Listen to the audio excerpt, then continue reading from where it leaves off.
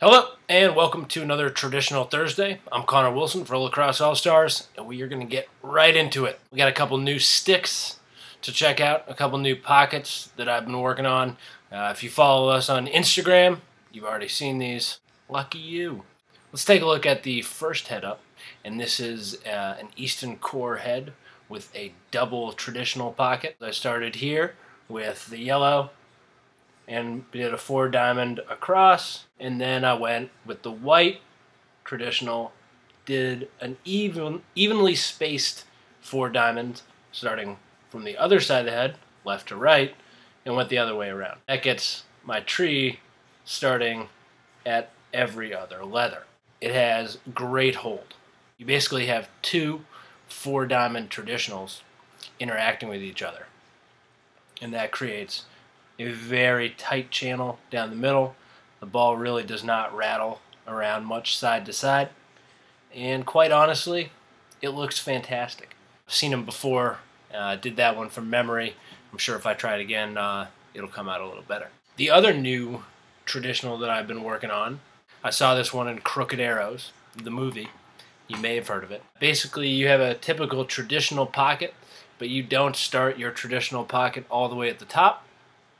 You move it down to the second hole in your leathers. It looks like this. People are really obsessed with the Iroquois top string, which drops your mesh down. This is a really similar approach for a traditional pocket. It does shorten the pocket up just a little bit. Put a regular 7-diamond in there. And the head's pretty special too. That is my first attempt at a Galaxy die, courtesy of those Nike foam posits that Rajon Rondo was wearing. And inside out, it's very dark purple on the outside, much lighter shades of purple, yellow, orange, and red, and a little bit of white on the inside. Now that you've seen a couple of new heads, we're going to move on to answering some reader questions. Some are very basic, and some are a little more in-depth. These answers don't satisfy you. Go to our community forums, check them out online, and ask your question there, because we have a knowledgeable base of forum commenters who will be happy to help you out. All right, our first question comes from Christian Griffith, who has been dropping knowledge bomb questions left and right. His first question is, Lax All-Stars, is there an advantage to a 6-leather traditional?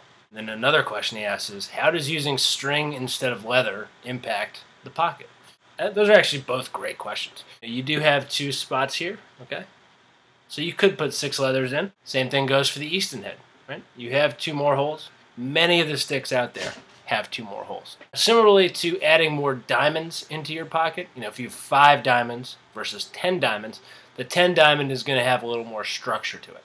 And I believe that a 6 leather traditional should be done very similar to that. You are adding in another tension point. You're adding in another piece that you can tighten or loosen. So while maybe a little bit more work, I do think a 6 leather traditional is probably going to give you a more sort of constructed pocket. Now, on to Christian's second question. How does using string instead of leather impact the pocket? I personally find that leather reacts unlike anything else. It is animal skin. You're not necessarily going to be able to mimic that completely with a synthetic product. There's stretch to the leather. It has a certain amount of memory to it. Once it forms in a certain way, it likes to stay that way. There are certain parts that get really soft, and there are certain parts that stay a little stiffer. Now, when it comes to using a string, a thicker string, whether it's a top lace or a sidewall, okay, it's a great idea, and I've done it a couple of times. You usually need to add more shooting strings. The pocket doesn't soften up in a particular place. It stays more or less in medium softness throughout. This definitely gets a whip effect. It adds, there's some hold, which is pretty good, but throwing can really be tough. And you're never going to feel that it's as soft and fluid as a broken-in leather pocket. Now, if you want to use leather and string, I would put the leather in the middle where the ball will sit, just to get a little bit of extra stretch, and then maybe use string or synthetic runners on the side and really pull them down tight, because that again is going to get you a very constructed sort of stiff pocket that isn't going to move around too much. Christian, I hope that helped. Our next question comes from Eric Shapiro. Do you think you can do a tutorial for a classic traditional that is not a one-string traditional? Yes. So keep your eyes peeled on Saturdays. That's when we're dropping a lot of stringing tutorials. Eric, thanks for the question. Thanks for the reminder. We're going to get right on that. Our next question comes from Kevin Foley. Kevin says, I recently strung my first ever pita pocket on Evo 2. Since it was my first time stringing, the pocket is not strung all that nicely. That's all right. Practice makes perfect. I can throw with it okay until I start shooting, and then the pocket seems to be very baggy, and it hits the top part of the head, sending the ball straight down. Do you have any tips on how to prevent this from happening? As it just so happens, I do have tips for that. First, you want to take a look at how your shooting strings are spaced. I like to space mine usually between, you have a shooting string, a row of interlocks, and then a shooting string, and then a row of interlocks, and then a shooting string. So if this were a single traditional, you still have a row of interlocks, a shooting string. Here I've skipped where I could have put a shooting string, a row of interlocks, another shooting string. So I would really recommend playing around with that setup. And you're going to find that there's a difference between stacking your shooting strings between every single interlock, depending on how many diamonds you have, or skipping one here and there.